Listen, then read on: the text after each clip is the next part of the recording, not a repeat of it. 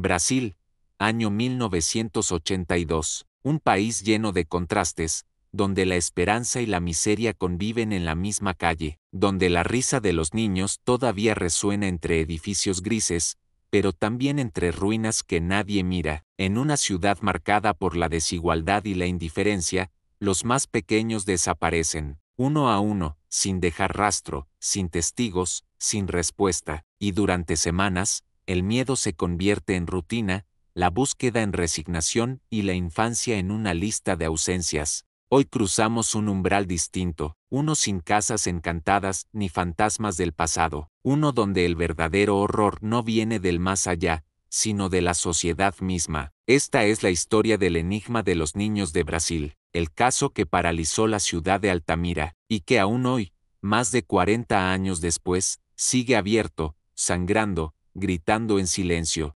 Altamira, estado de Pará, al norte de Brasil, una ciudad atravesada por el río Xingu, rodeada de selva, calor y polvo. En 1982 era un lugar en crecimiento, pero también en conflicto. Los contrastes sociales eran abrumadores. El poder estaba concentrado en unas pocas manos, y los barrios periféricos eran olvidados. Niños jugaban entre escombros, entre chatarra, entre tierra seca, sin supervisión ni futuro asegurado. La pobreza no era solo económica, era también estructural, institucional, emocional. Y en ese abandono colectivo, alguien empezó a mirar a los niños como piezas desechables. Durante ese año, comenzaron a desaparecer menores. Al principio, casos aislados, uno cada cierto tiempo, pero muy pronto se volvió una secuencia siniestra, imparable, imposible de ignorar.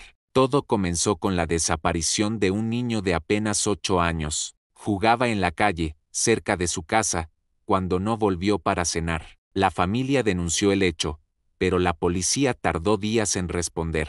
La escena se repitió una y otra vez. Diferentes barrios, diferentes edades, pero siempre un patrón: niños pobres, vulnerables, solos. Ni una pista, ni una llamada, ni un testigo. En total, se denunciaron más de 12 desapariciones en un periodo corto, pero algunos investigadores creen que fueron muchas más, porque no todas las familias confiaban en las autoridades, y muchas, simplemente, callaban. Los cuerpos no aparecían, y eso era lo que más aterraba, porque sin cuerpos no hay crimen, y sin crimen, no hay culpables. Con cada desaparición, la tensión crecía en Altamira. Los vecinos comenzaron a formar rondas, a patrullar por su cuenta, a cerrar a sus hijos bajo llave, pero el miedo no desaparecía, solo cambiaba de forma, se volvía más profundo, más áspero. Se empezó a hablar en voz baja de rituales, de raptos organizados, de hombres extraños en camionetas oscuras, sin matrícula. Las historias crecían con cada noche, sin respuestas,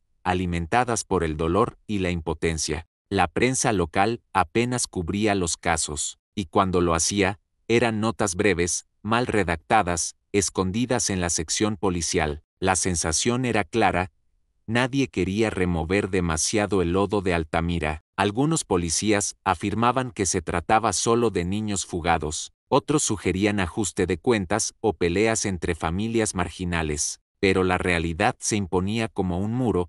Los niños desaparecían sin dejar rastro, y el patrón era innegable. Fue entonces cuando surgió una teoría que heló la sangre de toda la comunidad.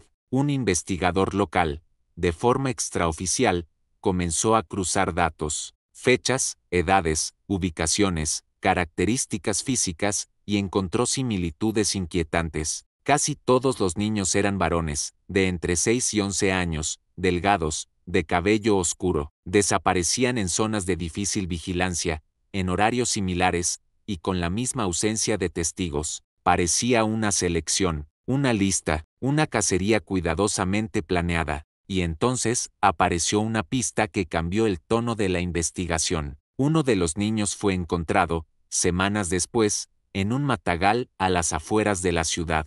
El cuerpo presentaba signos de mutilación, pero no de violencia común. Faltaban órganos, y no había sangre en la escena, lo que apuntaba a una extracción quirúrgica, fría, profesional. El hallazgo fue devastador. pero también abrió una puerta que nadie quería cruzar, una puerta hacia una red más amplia, más oscura, más poderosa de lo que se había imaginado. Los rumores de tráfico de órganos comenzaron a circular con fuerza. Se decía que médicos implicados en clínicas clandestinas compraban cuerpos infantiles para extraer tejido, que había un mercado oculto entre los hospitales, amparado por el silencio institucional. Pero otros iban más lejos, y hablaban de cultos, de rituales afrobrasileños desfigurados por mentes enfermas, de una secta oculta que usaba niños para alimentar sus creencias deformes. Altamira, de pronto, se convirtió en un hervidero de paranoia. Vecinos desconfiaban entre sí, denunciaban a desconocidos, y las calles, antes llenas de niños jugando,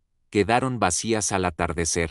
Durante semanas, las familias golpearon las puertas del gobierno estatal, exigieron respuestas, investigaciones serias, apoyo psicológico, pero todo lo que recibieron fueron gestos vacíos, promesas diluidas, visitas protocolares sin alma. La policía decía no tener recursos suficientes, la justicia alegaba falta de pruebas concretas, y la prensa nacional apenas mencionaba el caso en pequeños recuadros de tercera página. Fue la sociedad civil la que intentó llenar el vacío. Organizaciones de madres, activistas y líderes barriales comenzaron a reunirse, repartían panfletos, organizaban marchas, escribían cartas que rara vez eran respondidas. Cada nuevo niño desaparecido era una puñalada más, una prueba de que nadie estaba a salvo, y de que alguien, en algún lugar, estaba operando con total impunidad. Fue entonces cuando surgió un testimonio inesperado. Un joven de 14 años, amigo de uno de los desaparecidos, rompió el silencio. Dijo haber visto una furgoneta oscura detenerse cerca del terreno baldío donde jugaban. 3 hombres bajaron. Uno de ellos vestía bata blanca, como un médico. Tomaron al niño con rapidez, lo metieron al vehículo y desaparecieron sin mirar atrás. La policía escuchó su relato, lo anotó en un acta, pero no actuó con urgencia. A los pocos días, el chico fue encontrado en estado de shock, caminando por la carretera. Afirmó que lo habían seguido, que lo querían callar, que no podía quedarse en Altamira. El miedo se volvió físico, tangible, visible en las miradas. Los niños dejaron de ir a la escuela, las familias comenzaron a marcharse del barrio. La ciudad entera respiraba desconfianza, como si algo invisible la estuviera estrangulando.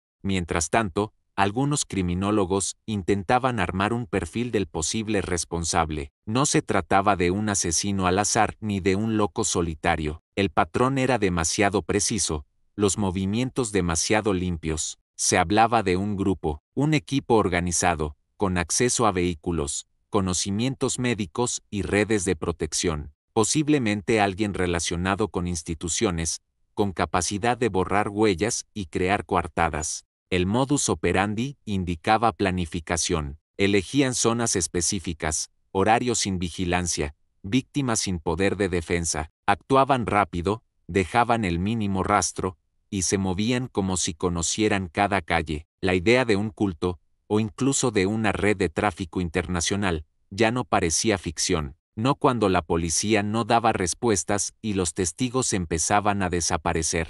No cuando cada cuerpo hallado era una prueba más del horror metódico que habitaba en Altamira. Durante años, el caso se mantuvo estancado. Se cerraban expedientes por falta de pruebas, se archivaban testimonios sin seguimiento, y algunos nombres que habían sido señalados empezaron a ganar poder en otros espacios. Uno de ellos fue un médico que trabajaba en clínicas privadas. Su nombre surgió varias veces, vinculado a movimientos sospechosos y visitas nocturnas, pero jamás se le imputó formalmente ningún cargo. Otro era un exmilitar con contactos políticos, dueño de terrenos donde se hallaron restos, y vinculado a redes internacionales. Pero toda evidencia directa desapareció antes de llegar a juicio. El sistema fallaba, y lo hacía de forma deliberada, estructural, permanente, como si alguien estuviera cuidando los hilos para que nada saliera a la luz. Pasaron los años, pero Altamira no olvidó. Cada aniversario traía velas encendidas, fotos marchitas y miradas perdidas en plazas vacías. Las madres seguían buscando, seguían preguntando, seguían gritando en el vacío. En 1993, una comisión federal reabrió el caso. Se formó un equipo especial de investigación, con apoyo de antropólogos forenses. Durante meses, excavaron en terrenos abandonados y revisaron archivos enterrados por décadas. Se encontraron más restos, más huesos pequeños, más cuerpos sin identidad, más pistas ignoradas por años. Pero también aparecieron amenazas, documentos quemados y testigos silenciados. El mensaje era claro. Alguien no quería que se supiera la verdad, y ese alguien tenía recursos, contactos y memoria larga, porque a pesar del dolor, el miedo seguía ganando la partida. Hoy, más de 40 años después, algunas madres siguen buscando, pegan carteles en muros rotos, llevan camisetas con los rostros que ya casi nadie recuerda, van a los tribunales, a las radios comunitarias, a las escuelas y nadie las detiene. Han aprendido a leer expedientes legales, a reconocer rostros en silencio, a detectar mentiras con los ojos. Son investigadoras por necesidad, por dolor, por ausencia, y su lucha se volvió símbolo de resistencia en una ciudad que aprendió a callar. Altamira ya no es la misma. Hay nuevos edificios, nuevos niños, nuevas voces en las calles, pero en cada esquina, en cada pared, el vacío sigue presente, porque cuando desaparece un niño, no desaparece solo él, desaparecen sus risas, sus futuros, sus historias posibles, y en Altamira, desaparecieron muchos más de los que se contaron. A lo largo de las décadas, las teorías se multiplicaron. Algunas apuntaban a redes de tráfico de órganos operadas desde centros médicos clandestinos. Otras hablaban de rituales satánicos, alimentados por una mezcla de ignorancia y miedo. Se llegó a mencionar a sectas religiosas que operaban en la región, alianzas entre poderosos que usaban la desaparición como herramienta de chantaje, incluso operaciones de limpieza social encubiertas por intereses económicos. Muchas de estas teorías fueron descartadas oficialmente, otras nunca se investigaron a fondo, por falta de voluntad o por presión externa, y algunas simplemente se perdieron en el ruido, enterradas bajo años de abandono. Pero entre quienes vivieron el terror en carne propia, pocas dudas quedan. Alguien sabía lo que estaba ocurriendo, y alguien permitió que sucediera sin mover un solo dedo.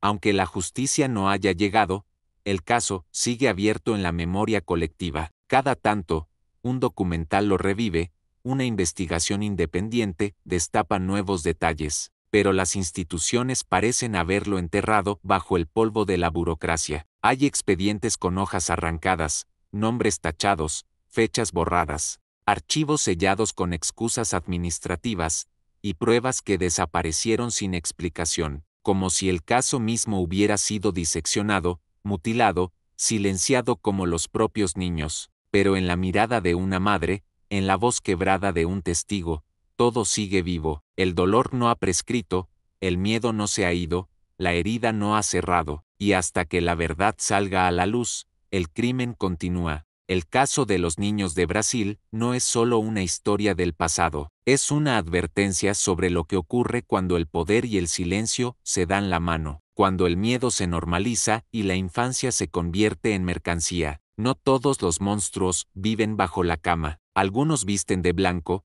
otros se sientan en despachos, otros simplemente miran hacia otro lado, y lo más aterrador es que siguen entre nosotros. ¿Recuerdan? No siempre hace falta un fantasma para sentir escalofríos. A veces, basta con mirar lo que nos negamos a ver. Has cruzado el umbral silente, suscríbete y sigue rastreando lo que otros niegan haber visto.